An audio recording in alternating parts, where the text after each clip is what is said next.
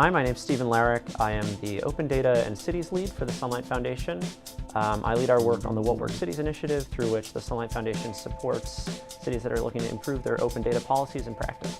Hi, my name is Rabinowitz. I'm the creator of DataLensDC, which is a website that analyzes and visualizes open data about the district. I am also a captain of Code for DC, a Code for America brigade.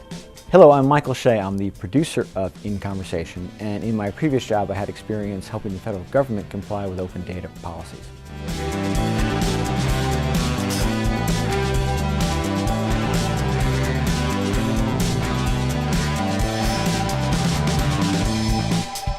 I started DataLensDC with kind of two goals in mind, the first of which was to experiment with different programming languages and visualization techniques. That was more of a personal goal. But on a more public level, there is a lot of open data about the district, as well as many other municipalities. And it is not often published in such a way that someone without a data background could really translate that into a way that would be meaningful in their everyday life or understanding of their city.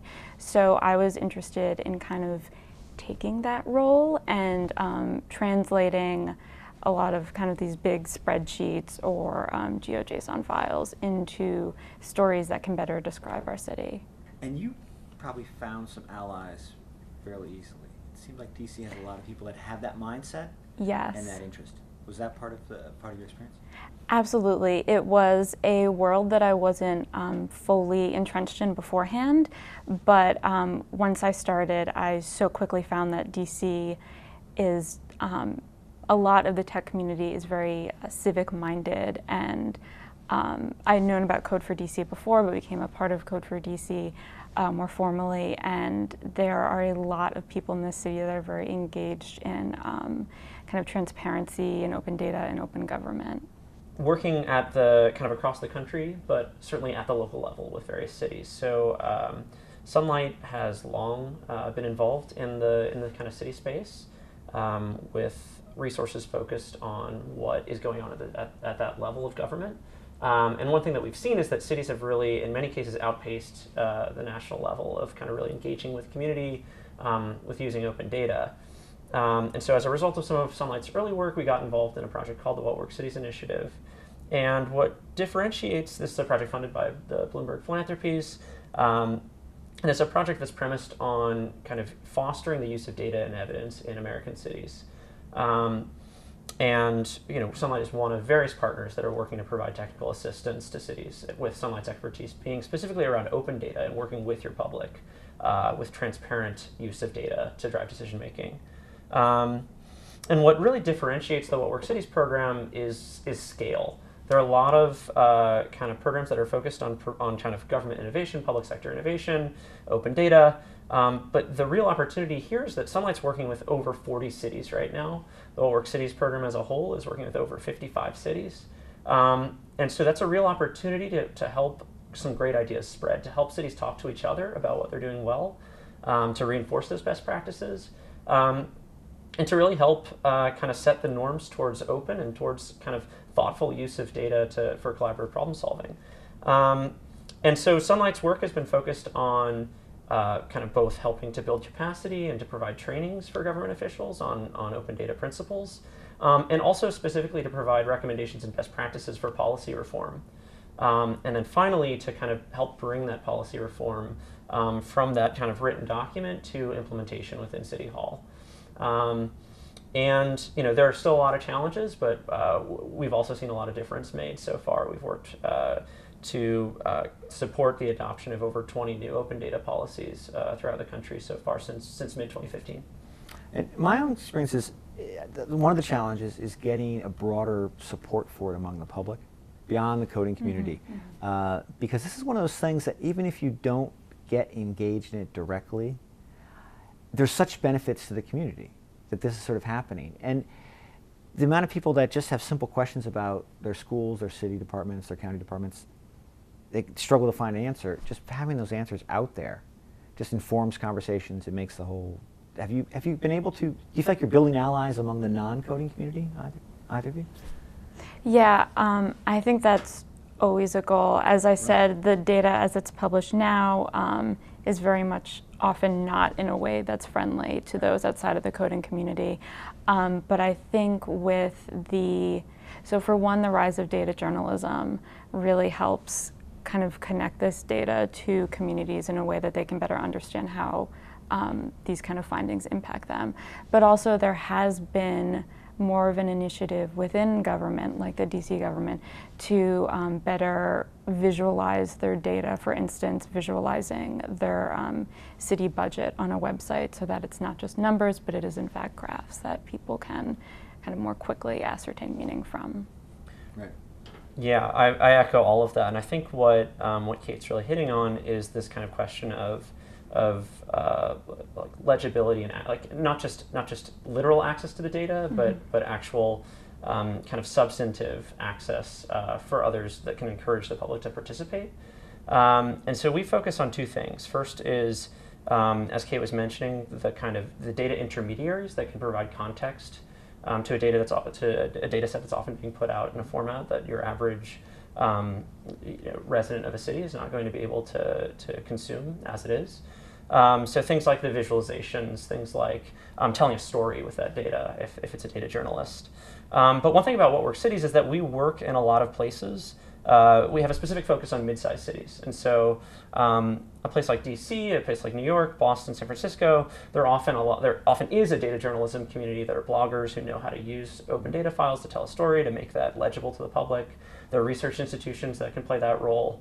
And sometimes the city itself, we're seeing increasingly, is going to add that layer of context. But I'd say there is a real problem in local government, and even kind of a gap between the rhetoric of open data and what we're seeing in practice in terms of connecting data to meaningful opportunities for citizens to participate. And I think the key there is that there are, too often we look to the tech community first. And the tech community is often, they're motivated by access to the data, and they often have the expertise to actually, whether it's in a JSON or a CSV or a complex format that the public isn't going to be able to kind of immediately interact with, that's not their highest concern.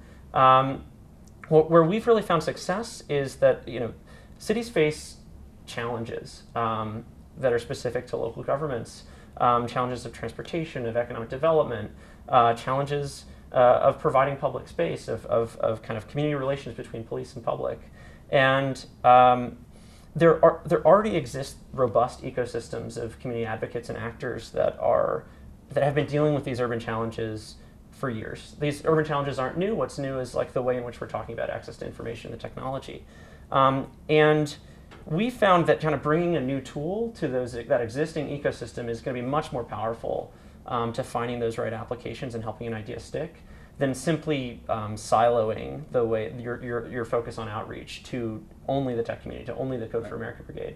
The one is really critical. The tech folks are really critical for being able to act as those intermediaries, for building applications that can be useful, websites that can be useful, for telling stories that can be useful, and for understanding the issues in a way that they can provide the right kind of advocacy for the community. But for actually taking that data and creating more meaningful opportunities for decentralized decision-making and for new forms of public participation, finding those existing transportation advocates that are going to care so much about Vision Zero, finding your group within the community that is talking about neighborhood safety or about real estate revitalization or is concerned about gentrification, finding those folks that want the data to lend to their challenges. That's what we've seen as kind of the best methodology for helping this thing stick. And just to add on to that, I don't think it's any secret or kind of surprising to say that the tech community has a bit of a diversity problem. So kind of more representative of white males than the general population. And when that is the population that is telling these stories, that can be problematic if you don't get more of a representative population with it. So I do think it's very important that the civic tech community and the government not work insularly with this data, but rather connect with existing community networks. Right. Because often, just people in the general public, if you present this idea to them, their first reaction is, I don't want to look at data. I want good government, I want things to happen well, but I don't want to spend time looking at data because that's not in their frame of reference. I think so we're lucky if they're saying, I don't want to look at data. I think the reaction of most is, I don't understand what you're talking about. Oh, okay. All right. That's a good distinction. That's a good distinction. But you still need a push from within the government often. You need to not have a lot of resistance or get the reaction, I don't know what you're talking about, from someone who's on a county board or something. So it's helpful, I think, to have, whether it's data-centered or not, a good sort of the watchdog groups, the whole civic society that we think of as being concerned about budget, because not everything is budget, but a lot of things come down to the budget. And that doesn't exist everywhere in the United States. It certainly doesn't exist everywhere in the world. So that's sort of a precondition I think is very important to have a successful data push, because in the end the government has to be adopting the policies and making decisions. Have you found maybe more, I mean, DC I think has that sort of mindset, because even if people who live here aren't directly involved with sort of watching DC, there's enough people around who they think about government, they worry about these things. In the cities you've worked on, do you feel like that's sort of the ecosystem that already exists, as far as you can tell? I mean, I think that's part of tapping into those existing networks. The budget process already has a lot of key opportunities for public input and for public oversight and interest. And so, finding those existing opportunities where, I think I like to think about three ingredients for kind of the rhetoric of open data to connect with really what we're seeing on the ground. And the first is broad access to information, within the jurisdiction and even interjurisdiction. But the other two are, as we discussed, adding context to that information, but also decentralizing not just the data, but the decision making itself. If the public has better access to information, if they have context to understand that information, but they actually don't have a role to play in the decision-making process, it can be just as frustrating as not having that information at all.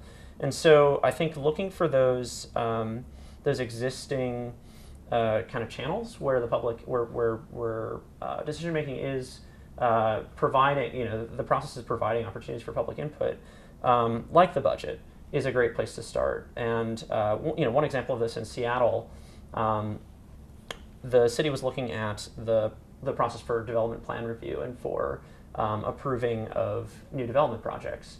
Seattle is one of the fastest growing real estate markets in the country, and instead of just the city has provided the first ingredient, that broad access to a lot of the information. So this is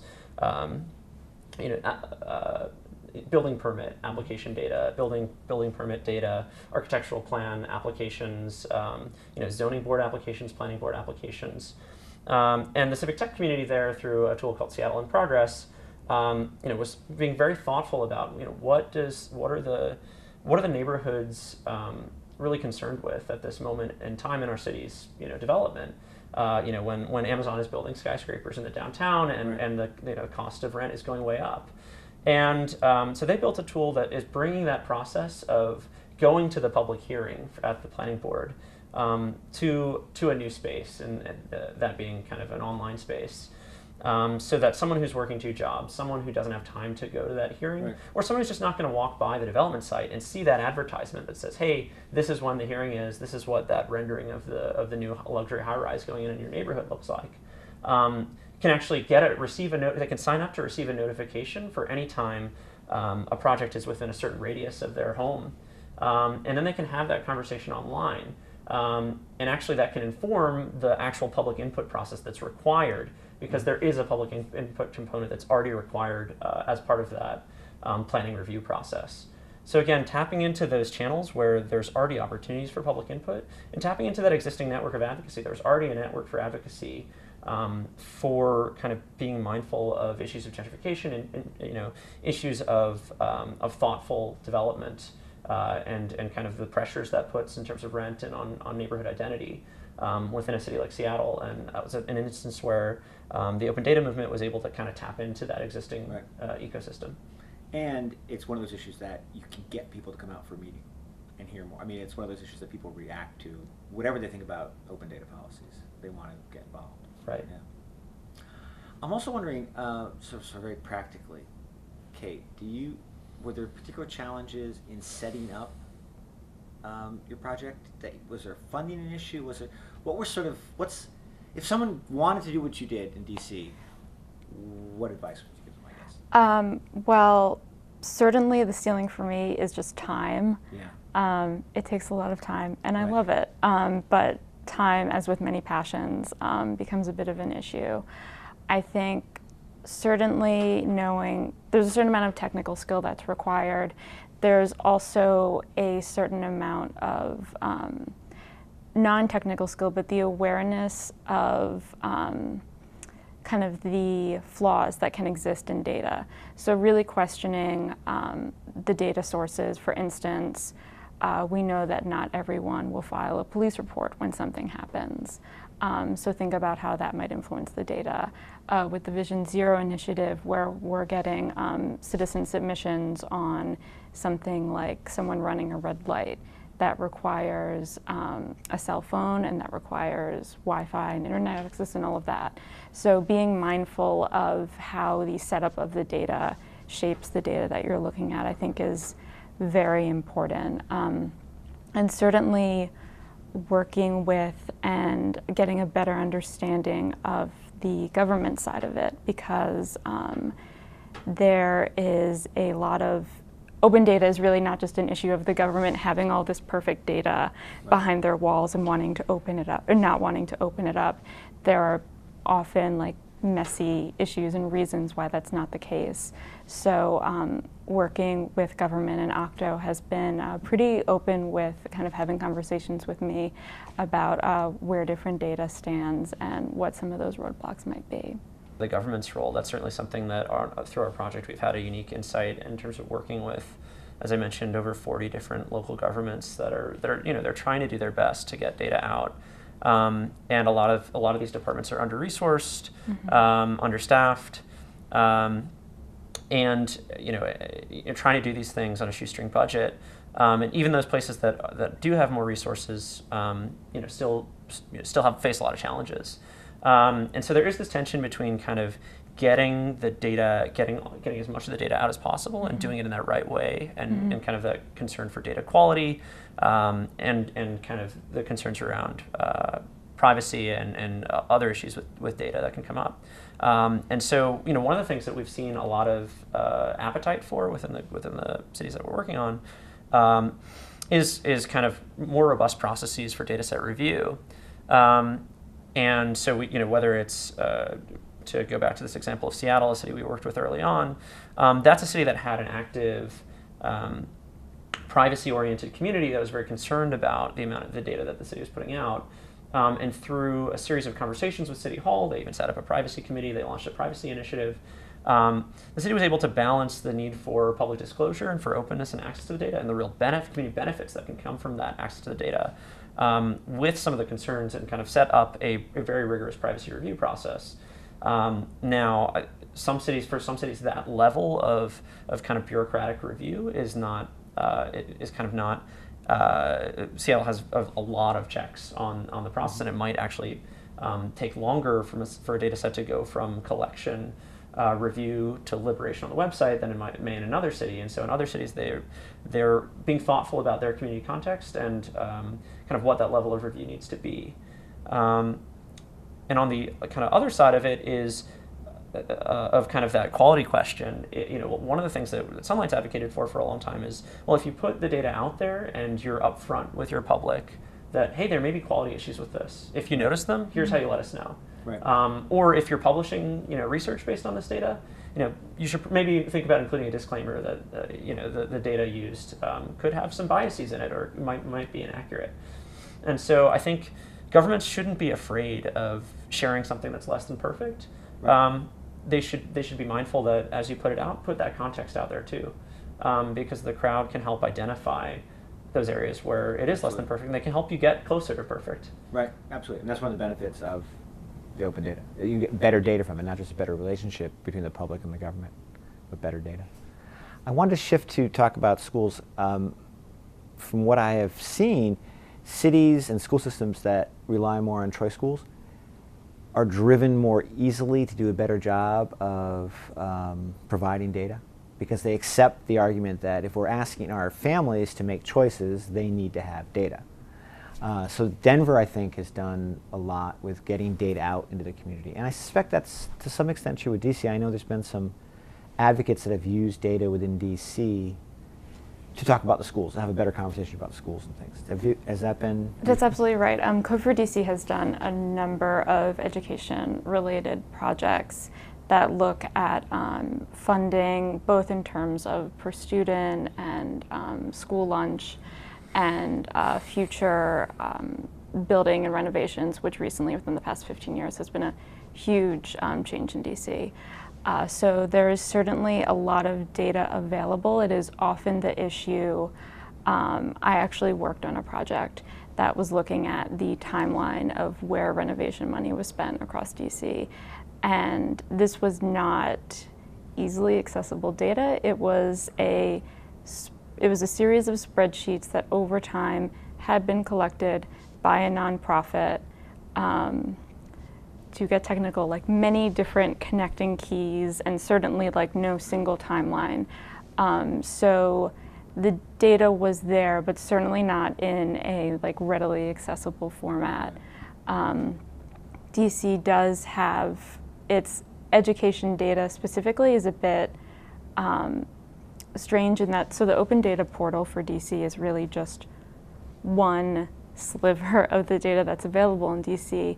A lot of the education data is shown either on the OSSI website, which is the superintendent, or the DC Public Schools website, or the charter school website. So you really have to be able to navigate all these different locations and know that the open data website is not just a kind of singular place to go. Right. I'm not sure if that's an issue in other cities as well, with this kind of like dispersion of open data. Yeah, so for sure, having a centralized location for access to information is one of the kind of principles of open data that Sunlight has advocated for a long time. And school departments are often kind of quite autonomous in terms of their governmental structure. If there's a separate school board. And so in the case of our project, we're a mayor's focused initiative, or kind of an executive branch focused initiative. We work with many city managers as well. But often kind of the data holdings that are under that executive branch do not necessarily include the school district, which might be a separate branch. And so you do often see the way that you access information about your school district may be very different from the way that you access information about the rest of City Hall. And so this issue of departmental silos is one that we see not just in school districts, but with a lot of departments, but it can be exacerbated when you have a separate governance structure. And I'd say the other barrier on the school side of things, although we have seen like the work that Code for DC has done, it's a big focus because obviously families care a lot about education. Right. It's a lot of what drives neighborhood development and choices of where to live or where to raise a family. And whether it's the Code for America project in Boston that was designed to help families kind of better understand the options that are available to them and what they're kind of how to best navigate a lottery system for school choice. There's certainly a lot that data can do to help families make more informed decisions about those critical issues. At the same time, school data is among the most sensitive in terms of individual information, and so there do need to be robust checks on the potential for harm for that data. And so thinking through, I know we worked with the City of Providence, and they were working with what we term data intermediary, a group called DataSpark Rhode Island, that was kind of looking at the longitudinal data down to the individual student level. But they went through a process of whether it's IRB certification, and they're not disclosing any of that individual records level data. But after that analysis happens, the aggregated, de-individuated data set that this DataSpark Rhode Island is able to produce, and by the way, they're a participant in the Urban Institute's National Neighborhood Indicators Partnership. That can have broad public value, and so sometimes it's not about the city putting out the granular data that they have, right? And sometimes cities aren't able to kind kind of expend the resource or the time to actually to aggregate and de-individuate that data themselves. But by working with an intermediary, there can be great public benefit to access to that information, which in the case of Providence is provided via a data sharing agreement, but not via bulk access to individual school records data. Right. Yeah. Schools definitely have their own, and a lot, not just their data. They have a lot of things about how they operate that make them sort of unique as a government agency.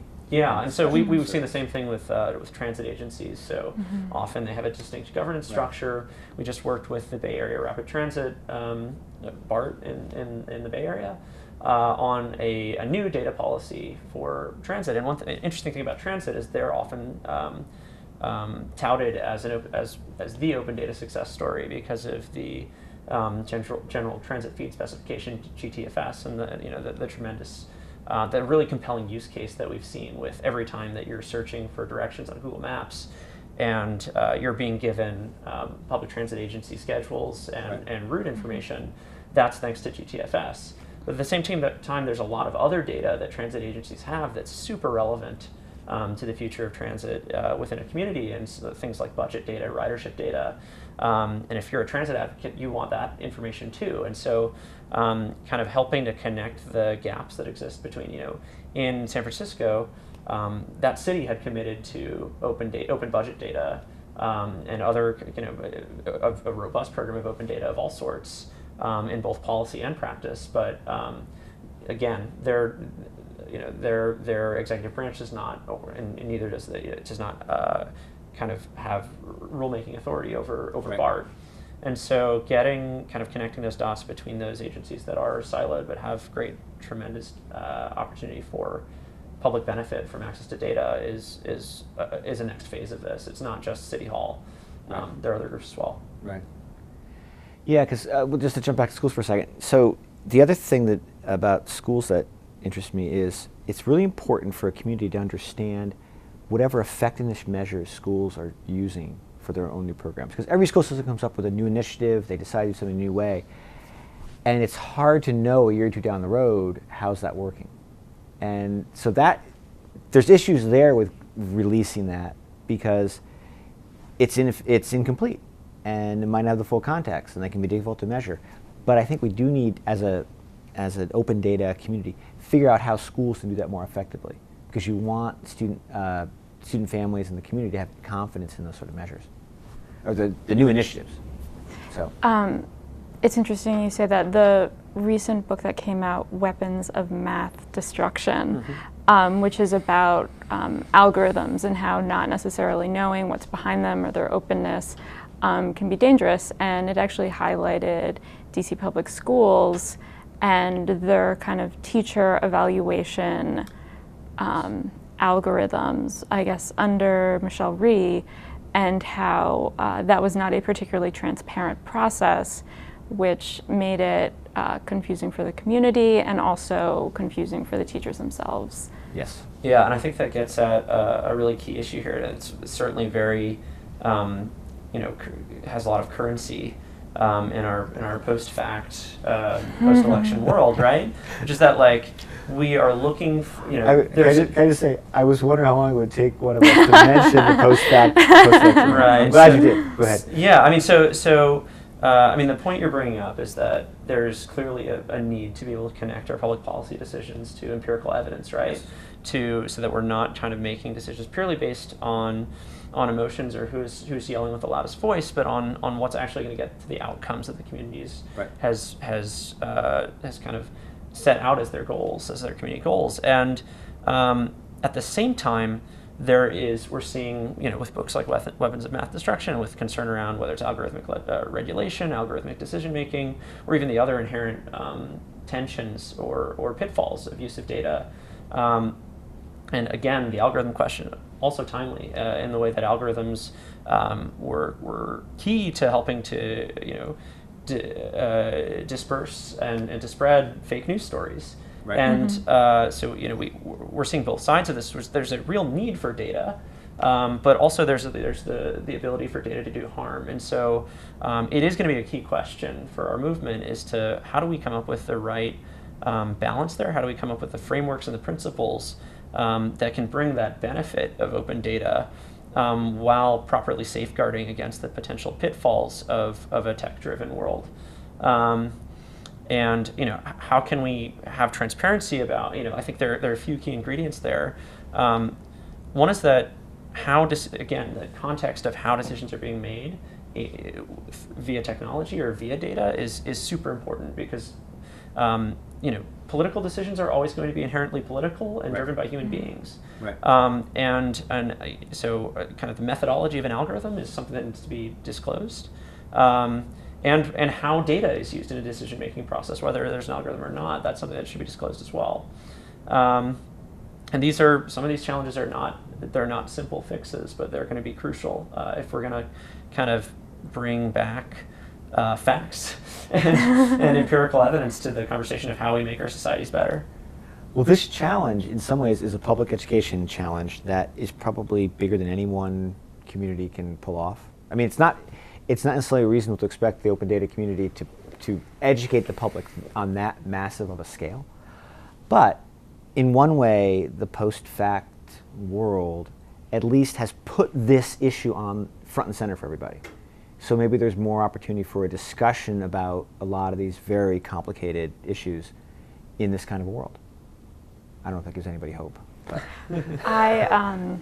This is I guess, certain segment of the population, but recently I've been interested to see this kind of debate going on between the Washington Post and the New York Times with the election map data. Right. What is the appropriate way to show that data that is representative of the population of each state and the popular vote, and then also with recent research, I'm not sure if I can recall now. Oh, it was a study that was done about how millennials feel about democracy, and the New York Times wrote. I think Pew, yeah. Yeah, and the New York Times wrote a big piece about it, and then the Washington Post wrote kind of a rejoinder to that went into the actual methodology and why you might want to question this.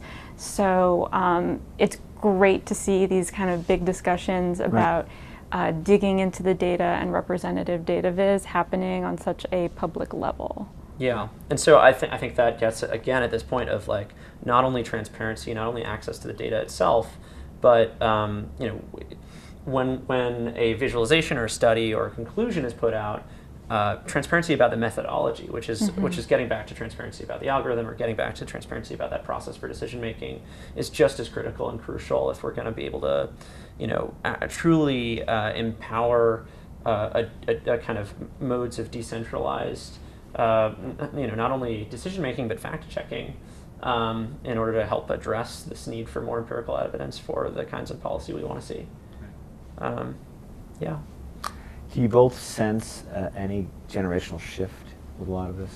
I do, maybe because I'm older, but I feel like a lot of people, and I'm thinking like high school students and college students, seem to get it more and can move forward with this, I think, as we go forward as a society. Certainly there are a lot of ways in which the kind of the fruits of the open data movement live on the internet, and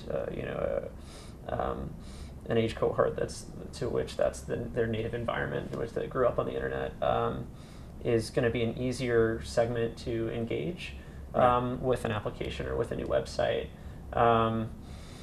But I think what's going to be really compelling about the open data movement is its ability to connect with all people, whether they're no matter which side of the digital divide they're on. And I think that, again, that role of intermediaries who can say, there are different levels of impact, and if the impact is helping to inform more traditional media, helping to drive new kinds of stories that are data-driven journalism, but that are read by a broader public, or helping to inform an approach to advocacy and activism within a community that is more inclusive of other groups, then I think we can look at the benefits, those kind of multiplicative benefits of open data, as not just those who are savvy enough to know how to manipulate and use a JSON file, but to those who are going to be able to use that that web application down the line, or able to read that story, or able to take that action as part of the civic group that they're involved in.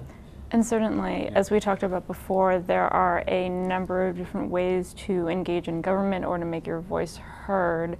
And whether it's going to a community meeting or community organizing, that part certainly shouldn't be lost, and I don't think it will be, but I think it's an important lever in terms of balancing out just data visualization and the internet conversation. Yeah, for sure. I think it needs to be a yes and not a Exactly. and not a like we're foregoing other ways of interacting with our public in favor of this new thing.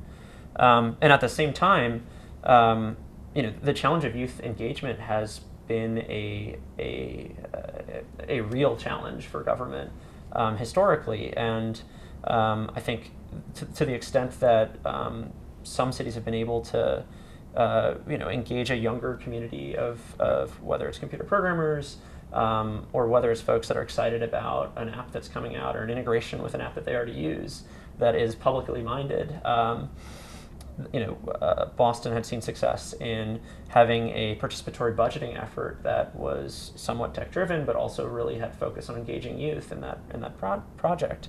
And what they saw was the youth that engaged in that process were actually more likely, after interacting with the public in that way, to engage in other more traditional methods of public, to come to that public meeting later down the line. And so if open data and the fruits of open data can be the gateway drug to civic engagement for millennials, then that's certainly that's a bright spot and certainly a powerful lesson for cities to take to heart, to try to really get that participation from their city's youth. Right.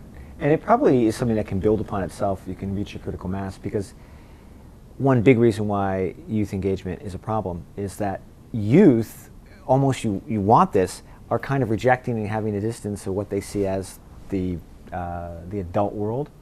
That's a natural part of your development, and government is very much an adult world kind of thing. It's perceived that way. So the extent that can build on itself, that can sort of change that and chip away at that. You want a rebellious phase in everybody. Yeah. I think it's healthy. Part of that is you're not going to engage in government because you're rebelling.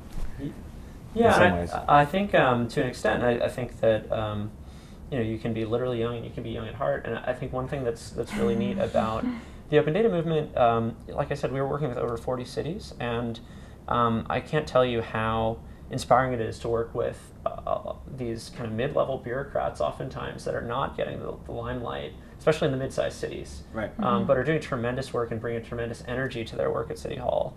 Folks in the MAP office in the city of Tulsa, the folks that are working the IT office in the city of Mesa, that are bringing new energy to the kind of public sector innovation work that they're doing. And I'm sure that this can be a powerful force for even recruitment to the important work of making public, of bettering our public good, and the important work that government does in that work as a recruitment tool. To the extent that city halls are getting more innovative in their thinking, and that's being driven by open data, I think we're going to see a new cohort of, whether they're millennials or other folks that are just interested in public sector innovation, actually coming to city halls.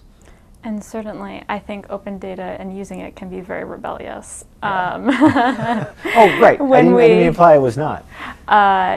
When we think about, for instance, WMATA's proposals to make all these changes to the metro stations, cutting back services, using open data as a means of questioning that or challenging that is something that can be very empowering.